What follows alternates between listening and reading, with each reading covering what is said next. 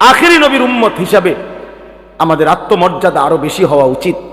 এজন্য প্রিয় যুবক বাবা, পর্দার আড়ালের মা বোন, এত বড় শ্রেষ্ঠতম নবী পেয়ে আমরা যদি জিন্দিগিটা এভাবে নষ্ট করে দেই, এটা উচিত না, এটা ইনসাফ না।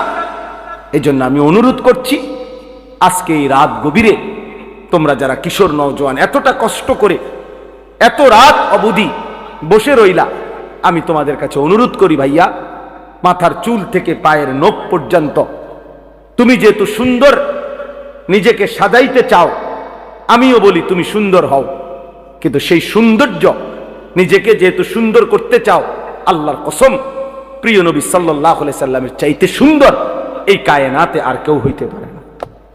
অতএব সুন্দরী যেহেতু পছন্দ, তাহলে রাসূলুল্লাহ সাল্লাল্লাহু আলাইহি সাল্লামের সৌন্দর্য গ্রহণ করা এটাই সবচেয়ে বেশি বুদ্ধিমান এবং বিবেকবানের উচিত। কারণ প্রিয় নবী সাল্লাল্লাহু আলাইহি সাল্লাম তিনি হাসলেও সুন্দর, তিনি কাঁদলেও সুন্দর, তিনি হাঁটলেও সুন্দর, তিনি বসলেও সুন্দর।